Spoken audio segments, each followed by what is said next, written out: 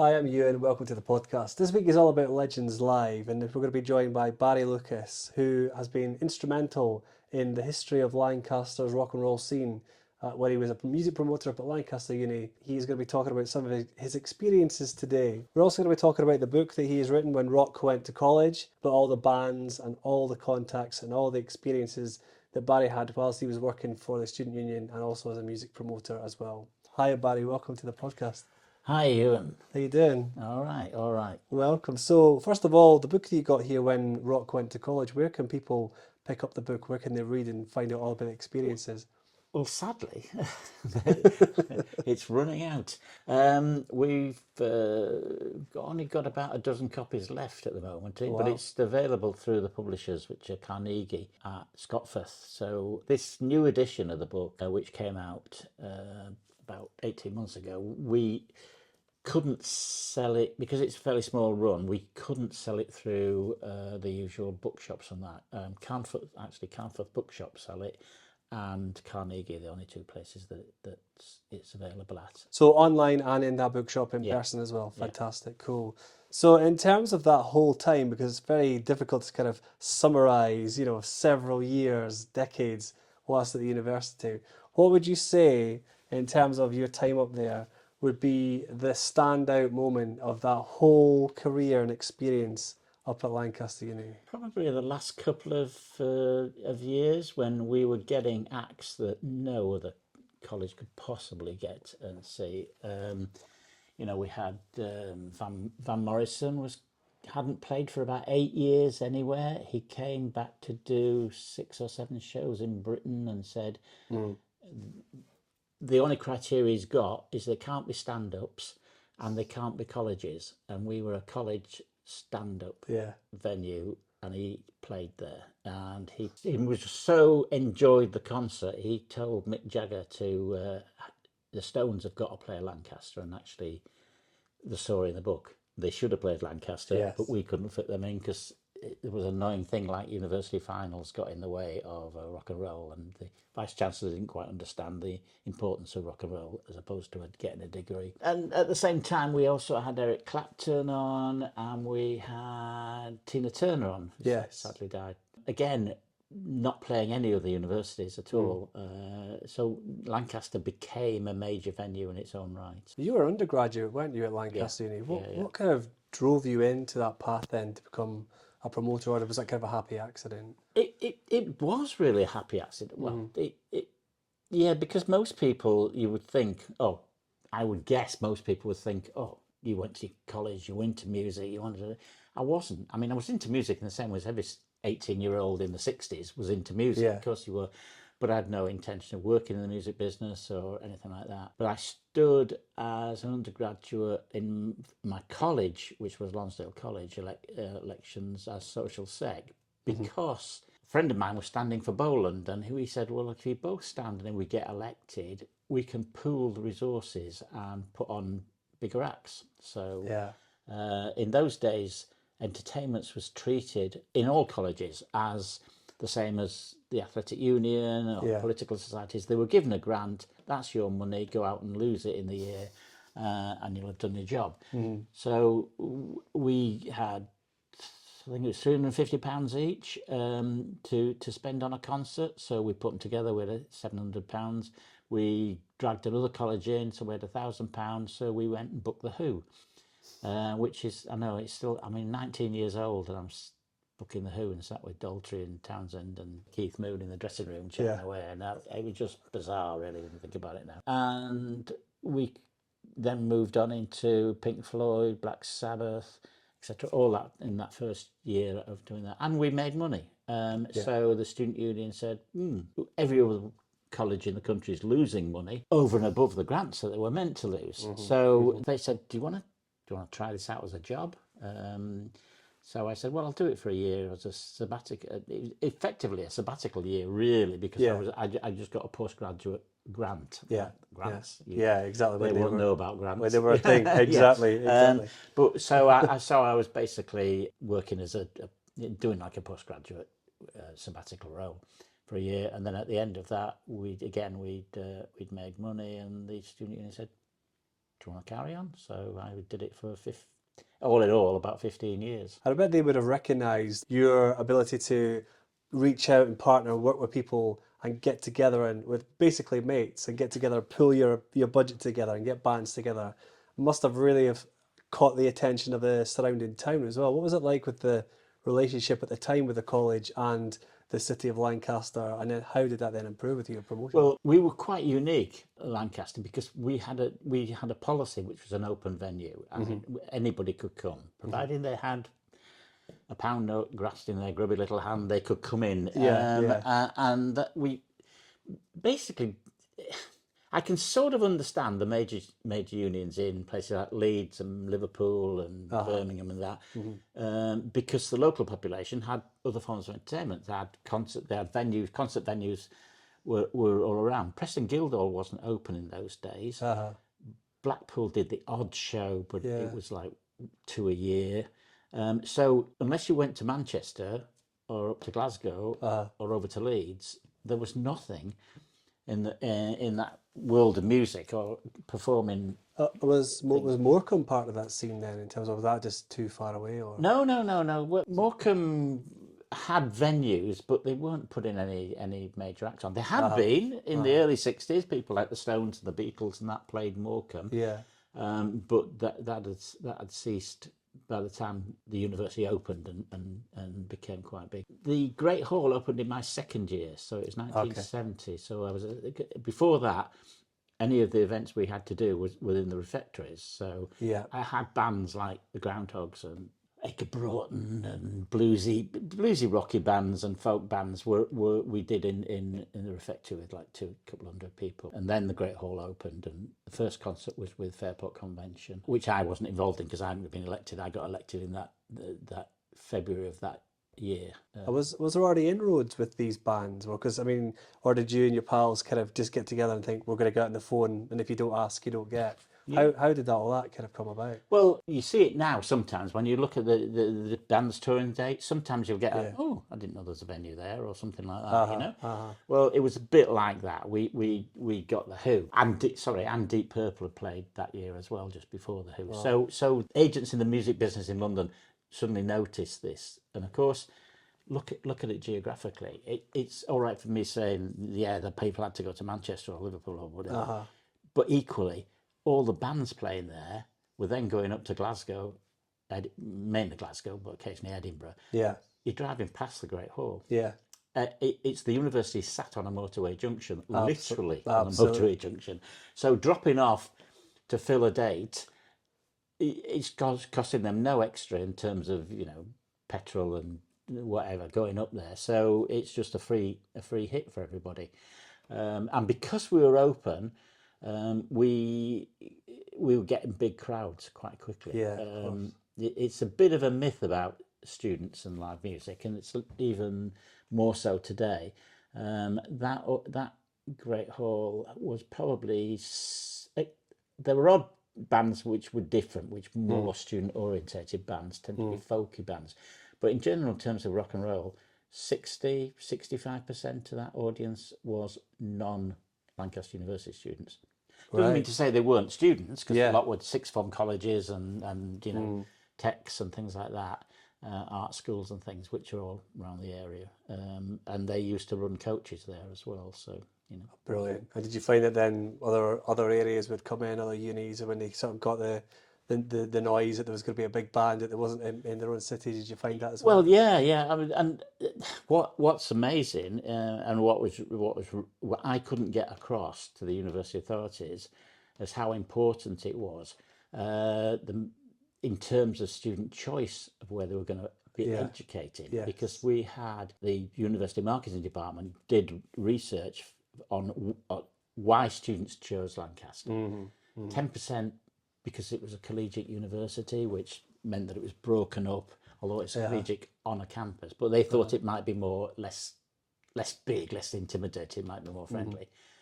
10% where it was, sat on the edge of the Lake District. 10% for the actual courses. So I wanted to do English there, or I wanted to do marketing there. 60% because of the concerts. They went, they came. That's amazing. I mean, this is 3 or 4 years down the line when the concerts were really established, and we were getting the world's major names, and people like Queen were playing there. You know, then, so I've got loads of people that have spoken to me, bought the book, talked about it, said we chose Lancaster because of the concerts. So Amazing. you know, the university administration wouldn't recognise it. The academics certainly wouldn't recognise it. Yeah, exactly. But that was the case. And you've mentioned the Who a couple of times, and can you remember anything specifically about that gig that really stands out? I mean, you made over $1,000, I think, wasn't it, on that gig alone? Well, the thing that really stood out was, two things. One is they had the scariest production manager I've ever met in my life. He's bald-headed. He's called John Wolfe. Oh dear. So it's an apt name. Yeah. He, you know, when I was talking to the band in the dressing room at once, I said, "Oh God, he's scary. He's so intimidating." And Daltrey, sorry, said, "Oh no, he's all right when you get to know him." And Keith Moon packed us, "Yeah, he's been with us 2 years. We don't know him yet." So he's funny. But they were all staying in the Royal King's Arms, and it was the height of the Vietnam War. Lancaster had a lot of American students there, JYAs, junior year abroad students at Lancaster, and they'd organised an all-night vigil in Market Square in Lancaster. So the concerts in those days went on till 2 a.m. So the Who had finished, got back to the hotel about 2:30, got the porter to make all these sandwiches and coffees and teas and that, and Daltrey and Townsend wheeled the porter was really chuffed. "Oh, he's making sandwiches for the Who." No, it wasn't. They wheeled them all down to Market Square, sat in the square with the American students, and there was a lot of British students there as well, and dished out teas and coffees to everybody and sat talking for an hour with them Amazing. about the situation. Well, yeah, it'd be nice to think it would still happen today. Absolutely. I know everyone's so well protected now, and of course everyone's kind of fearful now of like that bridge between audience and artist can sometimes be difficult to bridge. I suppose maybe social media has played a part in that somehow. In what way did, because I know punk was obviously a big thing around that same time as well, did that play a main feature in the university? I know it was kind of rock and roll, but did you ever find it there was a thirst or a taste for punk, or did you always find that was on the No, side? we You did the Sex Pistols as well, didn't you? well, yes and no. We did virtually every punk band with the Ramones. I mean, some of those punk bands, they were called punk bands. It was pretty obvious they were going to be mainstream. Punk gave a lot of artists a quick leg up. So the Stranglers, Blondie, Boomtown Rats, but we had the Undertones, we had the Clash, the Buzzcocks. You know, we had every punk band on.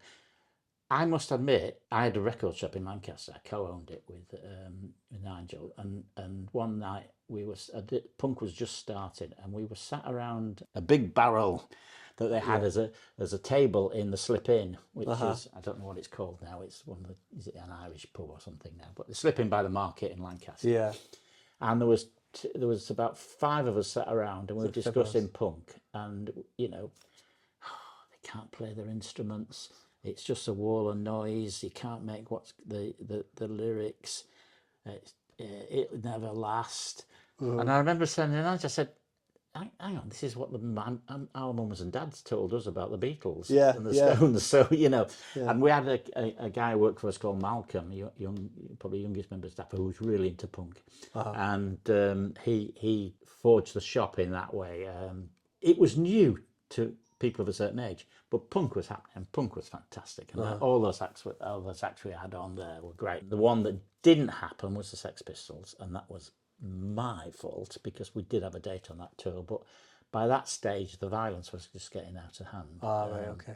And each concert was just a stand-up riot, basically. There were gangs from Barrow, Preston, Blackpool, Lancaster, Morecambe, all sort of meeting up as an excuse for a punch-up. So it was disintegrating. And it wasn't massively popular with students at the time either. Right. So it was easier to... Did you very much listen to the audience then? Did you follow their tastes, or was there any kind of risks that you sort of took at that point? Oh, no. I'd always believed that my job was to entertain people. It wasn't to educate people. Right. Yeah, I wasn't the kind of promoter who browbeat to say, you know, you must like this because it's good, and I'm going to make you listen to it. Basically, that I was criticised quite heavily at the time among students because I wasn't putting on. They called it student bands, and Yeah.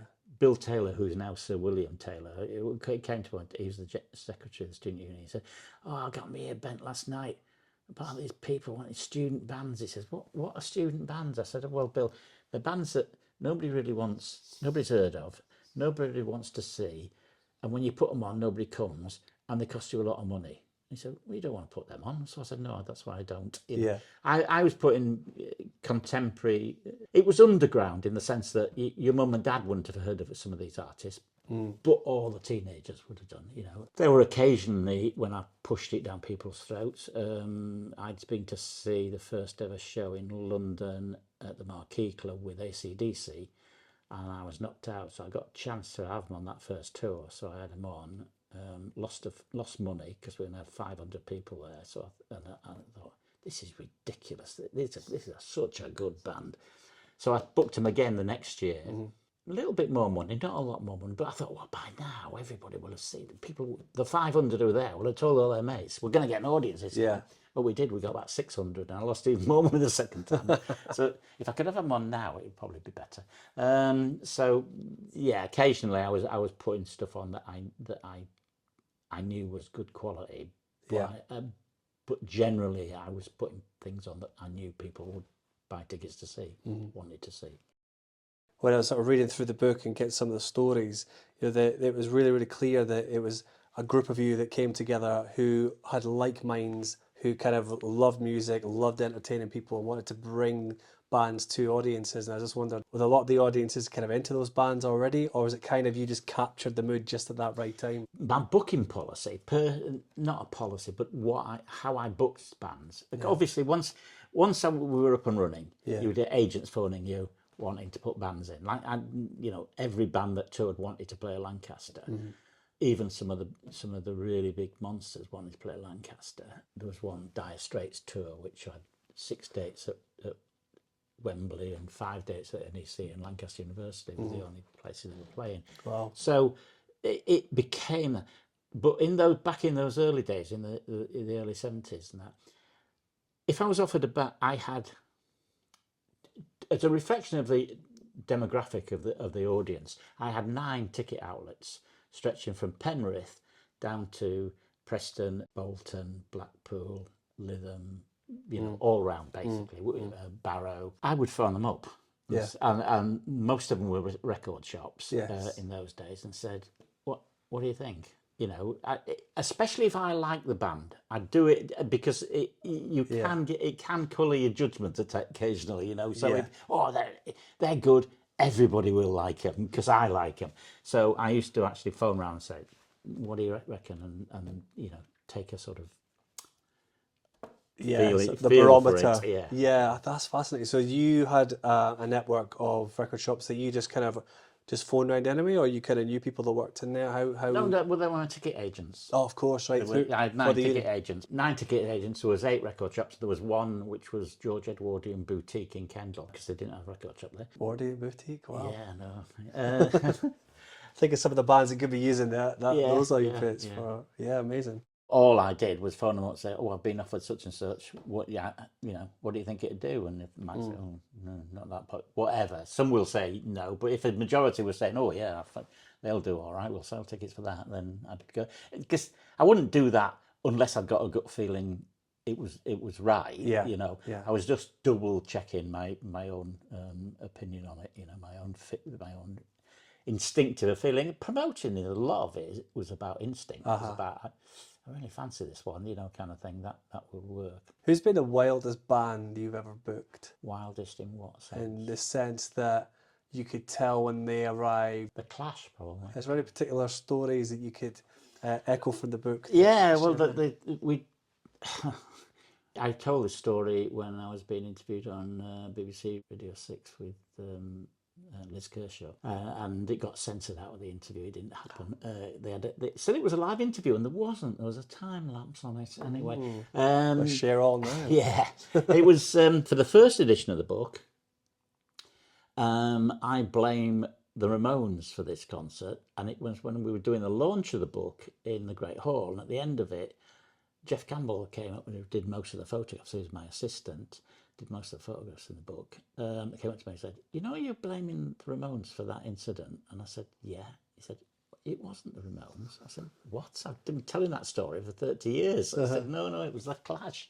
It was the same week. What had happened was that they'd got a food company, catering company, on the road with them, and it was early doors. That wasn't happening much. They used to give you a rider and you got the sandwiches and things, and they wanted a room to set up as a restaurant, and backstage at Lancaster is very restricted. It got 2 dressing rooms and basically that was it. But there were music department rooms, so I said to the porters, "Can we use the the rehearsal room there?" And he said, "No." He said, I said, "Look, I'd really need to set this room up for them so they can eat." "Oh God, all right." So he said, "Okay." He said, "But there's lots of equipment in there." I said, "Look, they're musicians. They're damaged musical equipment. Don't be silly." The next morning at 9 o'clock in the morning, I got a phone. I lived in Lancaster. I got a phone call saying, "Will you get up to the Great Hall immediately? The Vice Chancellor wants to see you." So no. So I got up there, and he was with Dennis McCalden, who was the director of music, and they were in this rehearsal room with I think it was a 17th century harpsichord in there, which somebody had emptied a powder fire extinguisher into, and generally trashed this room. And the Vice Chancellor said, "Look what this band have done." And I stupidly started to say, "Well, how do you know it was the band?" kind of thing. And then I looked up above his head, and it had got "Riffs are for men, melodies are for puffs." And I thought, "Oh, what's the bill? Send me the bill, we'll get it paid."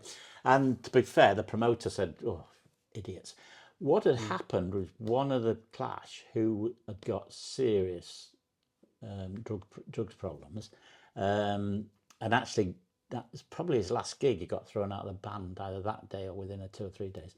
Was just out of his skull backstage, and the band had said to Jeff Campbell, who was head of the stage crew at the time, said, "Get rid of him, just chuck him on the bus or whatever." So he'd frog marched him off, and actually the bus driver didn't want him in the bus. He said, "Put him in the luggage hold." Right, the kind of thing. He was in such a state.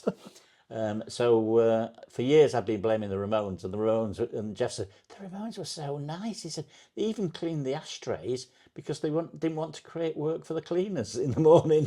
So I said, "Oh," so I do apologise in the second edition.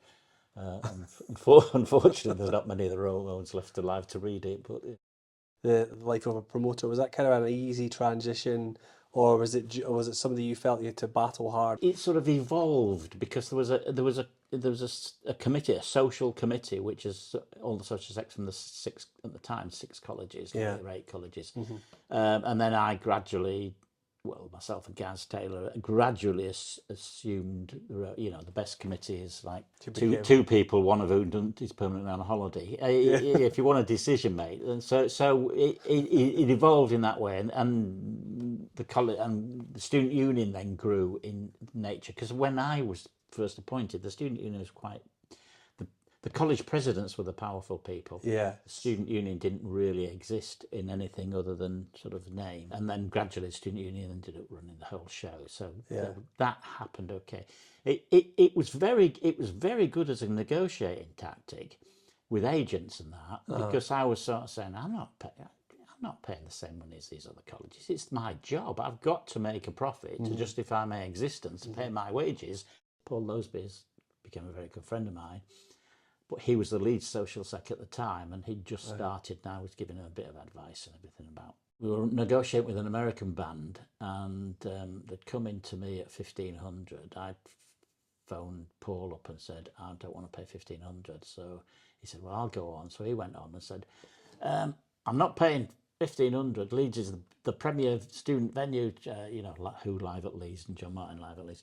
So that I actually got it down to 1,200. So he phoned me back, so I got it down to 1,200. So I went back on and said, "I've heard the Leeds are only paying 1,200. I said, "I'm a professional here. I've got to earn money. I can't be seen to be paying more than the college." So I phoned him up. I got it down to £1,000. So he went back up. Anyway, this conversation went on. We both got it for 750 in the end, which was half the price that they quoted of the colleges at the time. So did you and Gaz have to work quite closely in terms of changing the hearts and minds of the presidents then, or was it quite easy to do once they seen you were successful? Most were okay. Yeah. Most were, because especially in the 70s, the student unions were far more political. I was sort of centrist Labour Party, so I was sort of okay in their eyes, but I was a bit old-fashioned in that sort of sense. But because you had Trotskyist presidents, I had communist presidents. Most of the Labour presidents were sort of left of the Corbynistas in today's terminology. Yeah. But we got on okay. Entertainments was something. It was a bit bread and circuses bit, if people were being amused, that was okay. Yeah. It got difficult towards the end because we got a couple of executives whose presidents. Do you remember the Social Democratic Party, which SDP? Well, they weren't easy to work with, and that's one of the reasons I left in the end, because they were getting more and more in wanting to close the concerts down, so non-students couldn't attend. The Sugar House, which I'd opened, took me 8 years to get that place open, and it was meant to be for the local population and the students to mix socially, and that was the whole raison d'être of it. It wasn't a student club at all, and in fact, all they've done but they wanted to turn it into that, and I was getting to the stage, well, this isn't working out, so I resigned. But of course, what they've done, turning it into a social club, is actually the antithesis of the whole. It's actually compounded the problems the university have got now with that dislocate between up on the hill and in the town centres. Yeah, because people still see that as a student venue very much so. But it is. I mean, it is now. Just whereas we had it open. You mentioned the Sugar House. I was going to ask a few questions about the Sugar House in terms of what was the. Well, I mean, you were saying about trying to join the idea of Lancaster and town together. What was the process for when you opened the Sugar House then, in terms of how did that work out? Well, in 1972 there was a thing called the Craig Affair at Lancaster, where David Craig, an English lecturer, and a couple of other lecturers, they were accused of bias in their marking. So anyway, the whole thing blew up. Lancaster ended up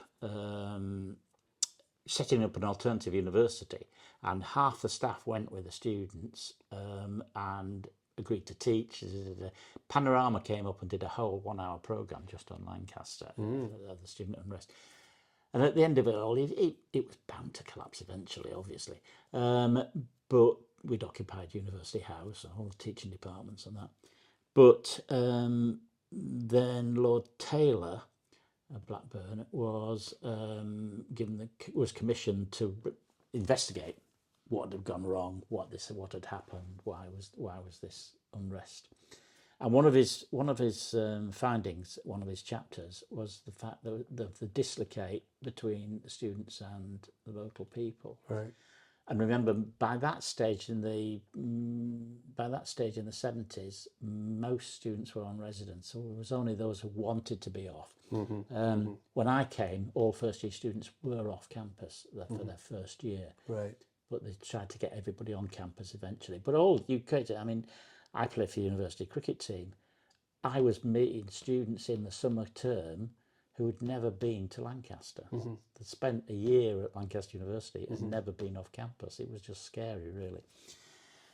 And his idea was that he set up a social centre for the young people of the area and for students to mix. It took me 8 years to eventually get that. And I say me, it was me and student presidents. But obviously, student presidents are there for 1 year. They wouldn't have seen it through. There would have been a drop-off somewhere along the line of this isn't going to happen. It was only that I was a member of staff I thought it was really important and kept on pushing it.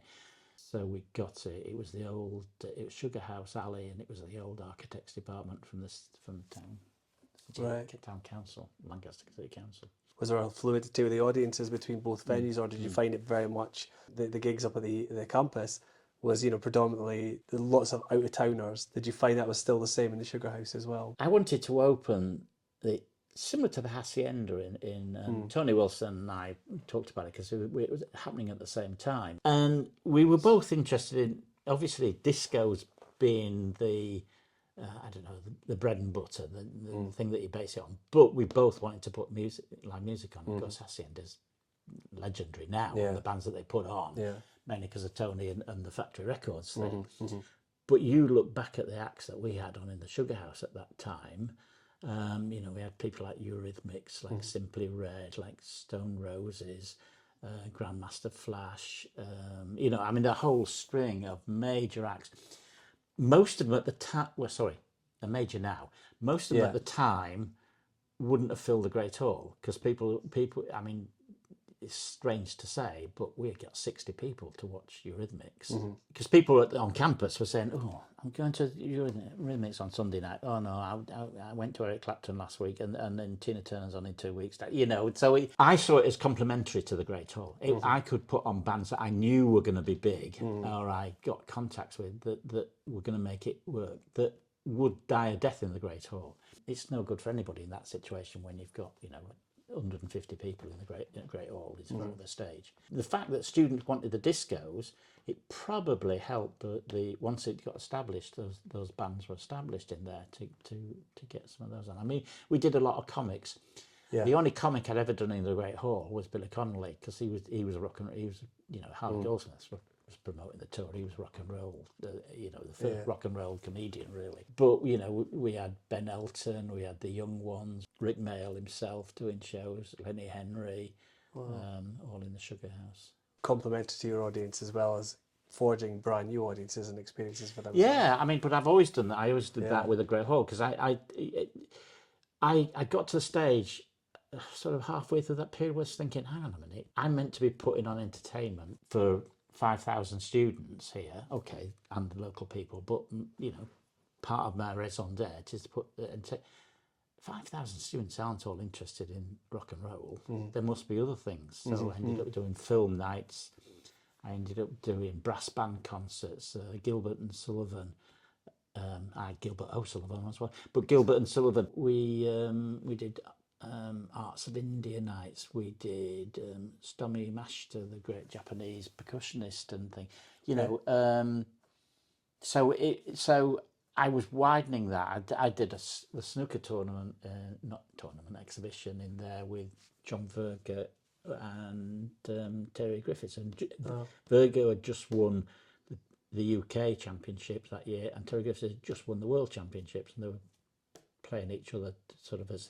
Then they were playing local guys with Maureen Flowers and John Briscoe. You know, for darts in the Sugar House, things like that. You know, so I was trying to widen what the concept of entertainment. Tell me about your foray that you were going to be a manager, about the idea that you were possibly going to manage or missed out on managing David Bowie. That was Gaz Taylor, who stood for Bowland, as I said earlier, and I ran that first year together. And at the end of the year, the student union offered me. I mean, Gaz was the guy in the hat and stood on stage. And what do you want next week? Oh, right, I'll get you the Bob Dylan, and I'll get you the Rolling Stones. He was the front man. I was the administrator, and the student union. I mean, I didn't realise at the time, must have recognised this, and they offered me the job as opposed to Gaz. So I see. It caused a rift between us quite understandably. Yeah. So Gaz got graduated and stormed off to London. We played in the same five-a-side football team as well. It was very sad. So he went off to London, and a few months later, out of the blue, I got a letter from him saying, I'm running a bar in London at the moment, and I've got a flat, and the guy in the next door flat is looking for a manager, and I told him about you, and he'd be interested in meeting you. And I said, well, what is he? And he said, well, you know, he does puppetry and mimicry, and he's a bit of a folk singer, and I thought, oh God, no, going around sitting pub back rooms at 30 quid a night, and no, I turned it down. But soon after that, he had a hit record, and then his name changed his name to David Bowie. So I could have been on that. Could have been, on that train. Yeah, on that Caribbean island I go and visit now could have been mine. Someone wanted now to be a promoter. What would you think would be the challenge now for a promoter compared to when you were? The hardest job is finding a venue. Yeah. That is really the hardest job. I mean, I was lucky in the sense that the venue was provided for me, so I just had to put the acts in it. But there's some interesting things happening in this area now. The Cantina's got some really good acts in the last few weeks, months rather. Yeah. The old Carlton, the Alhambra, I went to see it with a friend of mine who promotes the Nice and Sleazy Festival. And he wanted to look at it. He said, I'm looking at this new venue, they've done it up. So we went in, and I knew the Carlton from old, and as soon as you walk in, you thought, this is a rock and roll venue. This is perfect. And they had a really good light system and sound system in there. Your biggest problem is the venue and the size of venue. That's the problem. Because to get people to travel, you need an act which is going to generate that kind of interest where people will travel. Otherwise, you're sticking at around the 300, 400 mark. Like the platform is 350, isn't it? 400 on a good day.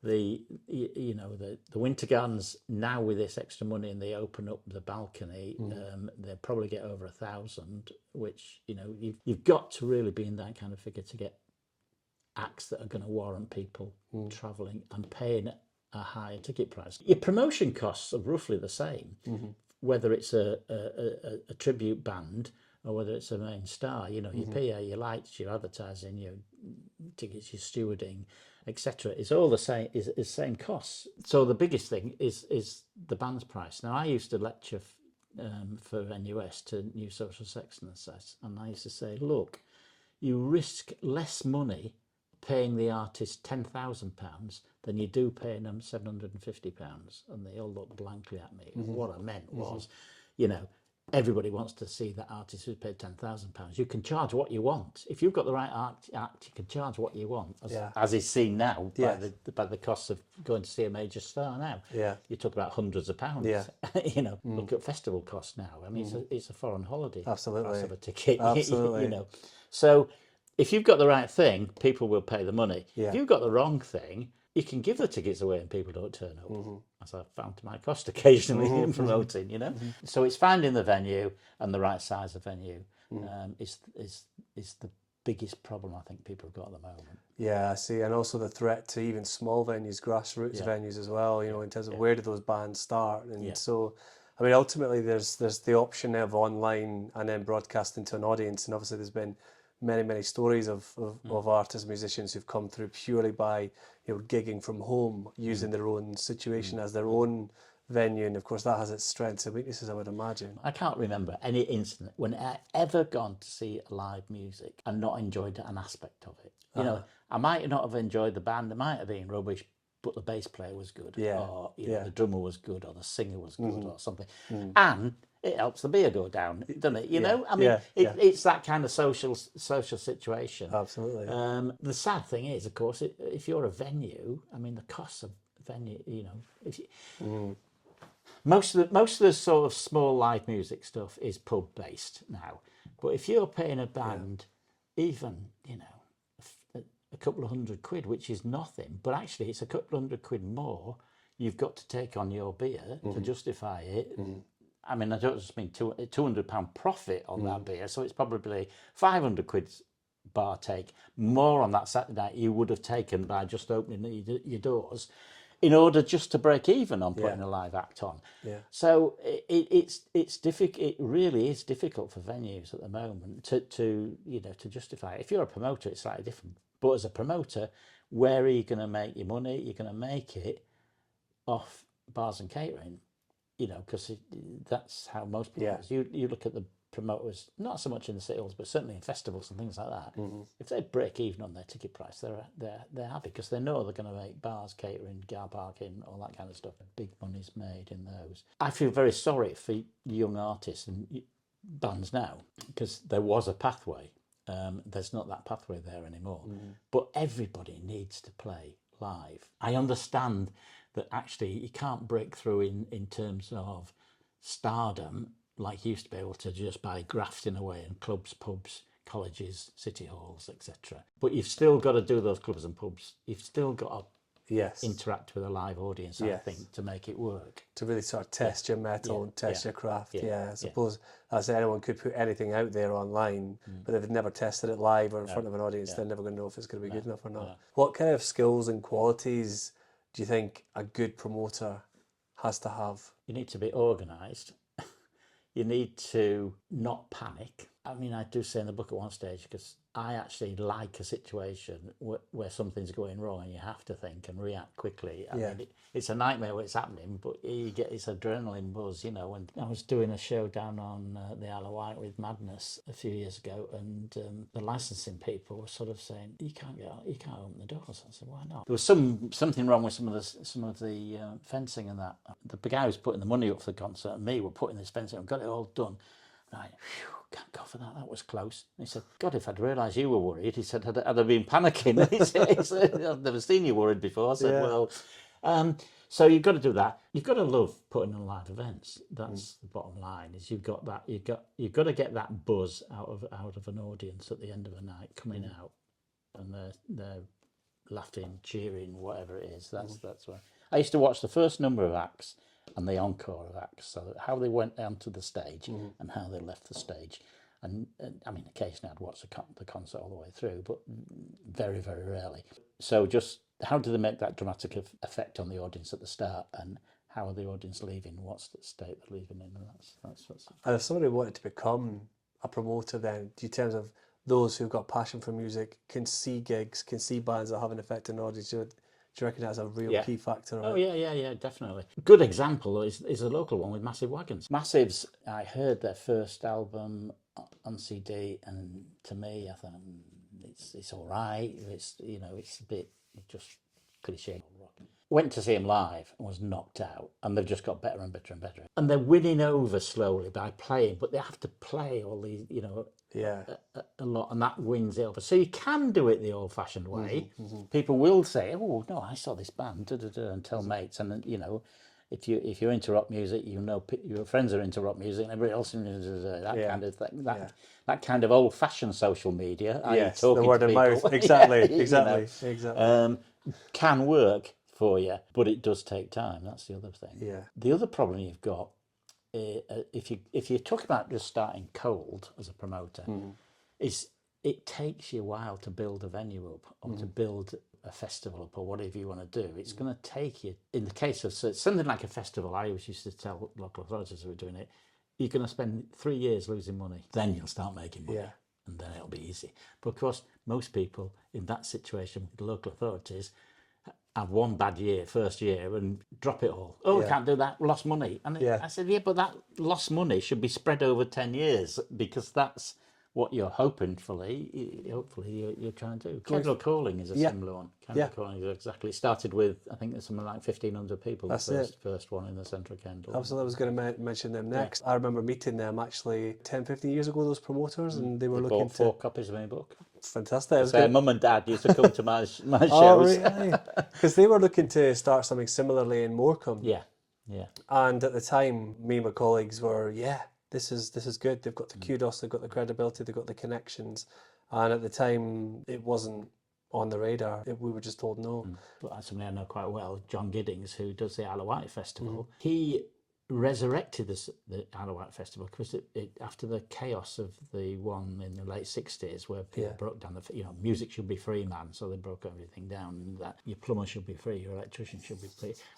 So he lived on the Isle of Wight as well, worked in London but lived on the Isle of Wight, and he wanted to resurrect it, and he got the local authority involved, and he said, I want you here for 3 years, I want you to help me 3 years, and then I want you to go away, kind of thing. And they had the foresight to see that actually that's how it should be, So the first year, I think he got 2,500 people there. Next year, he got about 15,000 people there. And he got about 25,000 people there. Then they walked away, and he got 60, 70, 80,000 people there.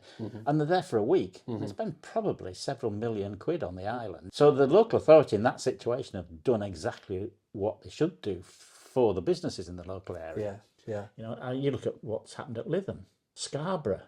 Scarborough's no different to Morecambe, and yet it's got about 2 weeks of the world's biggest stars on, so it can be done. But you need the local authority to have the sense of the foresight and the bravery to do it. 100%. That vision to be able to recognise the benefits that will bring. Yeah. Paul McCartney did a surprise concert in Lancaster. NME, New Musical Express, which was, a gospel for people when people used to read newspapers. 3 weeks of double 2, 3, 4 pages each week on the history of the Beatles, starting from the beginning to the end. And it ended with sort of Shea Stadium, where they played it. They shut New York City that day so the Beatles could land at the airport and all that. It was just unbelievable. When people say today, "Oh, the new Beatles," you're going, "Get away!" I mean, I'm not a massive Beatles fan, but they were something that has never been seen before or since. So after Shea, they realised they couldn't play live ever again. So McCartney had said to the others, "Why don't we just go out as a little band playing in a village hall on a Saturday night, charging 10 bob, 50p, and when the locals turn up for the Saturday night dance, the Beatles are on stage. Why don't we do that?" And apparently Ringo was up for it, but Harrison and Lennon, no chance. So I thought, I've got a rag ball coming up at the end of Feb. An agent that I'd been using in London called Euan, she'd been around a long time, and I'd booked acts with her, Chuck Berry, sort of old acts, in that sort of sense. And I said, "Can you get to McCartney?" And she said, "Well, yeah, I used to book the Beatles out back in the day." I said, "Well, I've got this idea. I've got a rag ball up. He's just formed Wings. He wants to play live, but he doesn't." He said, and then and I explained this idea, and I said, "Why don't you go to him?" I said, "Look, I won't bill them, but they'll appear they'll just turn up and play at the Rag Ball." Anyway, I never heard anything back, so I didn't expect anything really. Well, I did, it would have been nice, but I didn't expect it. Then on Rag Week in February, I got a phone call from June on the Monday morning saying, "Your McCartney date's on." And I went, bloody hell. So I went up to check on the hall. I don't know why I went to check up on the hall with a booking thing, just to double check that the Friday was all right and there was no problems. Yeah. Came back to my office, and a guy who was helping me doing the finance sort of side of the concerts and the gigs and that, Alan Murray, was sat behind the desk and said, "These two guys are Wings roadies and they want to play here tonight." And I went, and there's two guys in denims and long hair and everything. I said, no. I said, "No, it's Friday night." I said, "No, it's tonight." And I went, "Oh, hang on, it's Rag Week." I said, "Yeah, right, where's the band?" "Oh, they're by your hall, Great Hall." So I went along, and there's Denny Lane and Paul McCartney and Henry McCulloch, and Linda's sat with Babe in arms, and they're playing football on the grass. And so I went, "Oh, bloody hell." So I went into the Great Hall, and the porters were setting out all the chairs for a classical music concert the next night.